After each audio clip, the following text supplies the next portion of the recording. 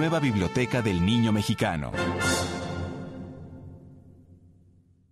El villismo, por Tania Carreño King. 1.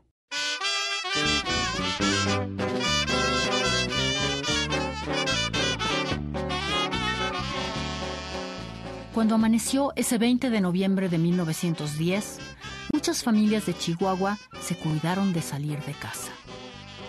Empezaría ese día a las 6 de la tarde la revolución que había planeado don Francisco y Madero. A no ser por los cuchicheos y las miradas que intercambiaban algunos hombres y mujeres al encontrarse en la calle, parecía un día como cualquier otro. Pero la gente andaba nerviosa.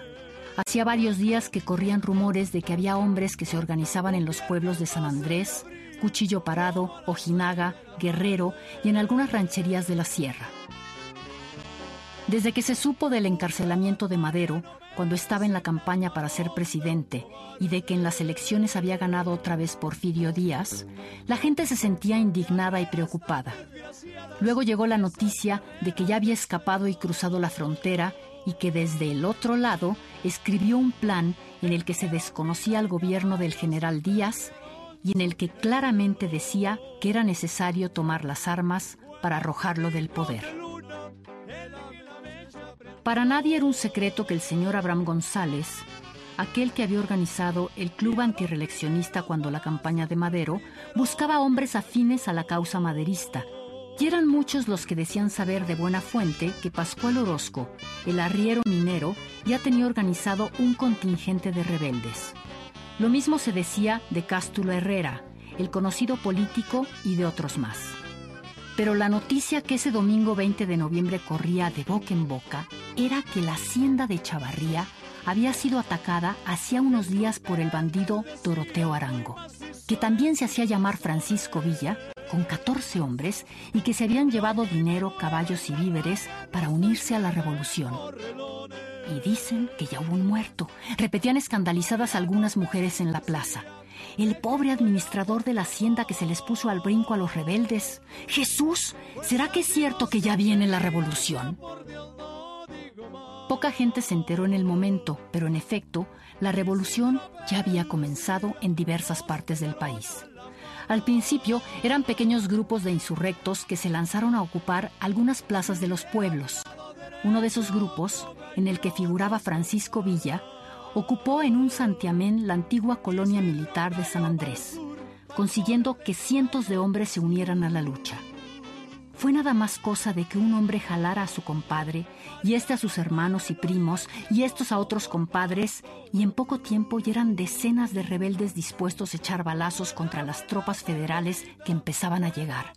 También por cientos en el ferrocarril central mexicano. A partir de entonces, la revolución se extendió como reguero de pólvora por el extenso territorio norteño. Se sumaron los rancheros de Chihuahua, enojados como estaban con los grandes terratenientes que en los últimos años habían acaparado la mayor parte de la tierra. Se unieron también los vaqueros de las haciendas y los trabajadores de las minas, los obreros ferrocarrileros, los de las fábricas y los campesinos que en la comarca lagunera se contrataban por temporadas para sembrar y piscar el algodón. Todos ellos cansados de recibir bajos salarios y malos tratos. Bandidos conocidos, como es el caso del mismo Villa, temidos por muchos y admirados por otros que los consideraban una especie de justicieros que robaban a los ricos al estilo del cuento de Robin Hood, se transformaron rápidamente en excelentes guerrilleros, pues conocían como la palma de su mano la difícil geografía de las largas serranías y los áridos desiertos. Pero al llamado de Madero también acudieron comerciantes, profesionistas, intelectuales, políticos y hasta algunos terratenientes, quienes pensaban que había llegado la hora de acabar con la dictadura de Porfirio Díaz, pues ya hacía más de 30 años que éste se había sentado en la silla presidencial y no había quien lo quitara de ahí. Para muchos de aquellos hombres norteños, pelear no era actividad extraña. Algunos viejos todavía contaban a sus nietos sus correrías contra los indios, añorando aquellos tiempos cuando desfilaban por las calles de Chihuahua mostrando las cabezas de apaches que habían cortado. eran rancheros rudos, jinetes excelentes y difícilmente había alguno que no supiera manejar con habilidad un arma. Así que convertirse en guerrilleros fue algo casi natural. Ya organizados, los revolucionarios se adueñaron del paisaje. Atacaban por sorpresa las poblaciones y las haciendas, se abastecían de comida, agua y caballos y desaparecían en la serranía. Las tropas del ejército federal eran recibidas a balazos en cuanto bajaban de los vagones de los trenes, y cuando lograban avanzar, las acechaban y emboscaban los revolucionarios. Al comenzar el año de 1911, llegaron nuevos rumores. Que si Madero ya iba a entrar al país, que si don Porfirio se había ido o se iba a ir, e incluso no faltó quien asegurara que ya se había muerto del susto. Efectivamente, Madero llegó a Chihuahua en febrero e instaló en Bustillo su cuartel general.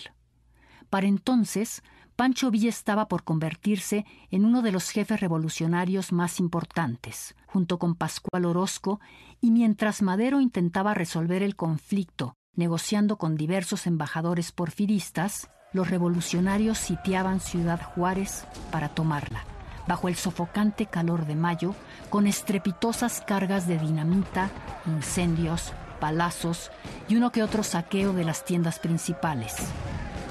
En esa misma ciudad se firmaron, el día 21 del mismo mes, los tratados que aseguraban la renuncia de Porfirio Díaz y el fin del movimiento armado. En apenas 6 meses, la revolución maderista había terminado y por ello se hicieron fiestas, bailes y grandes banquetes.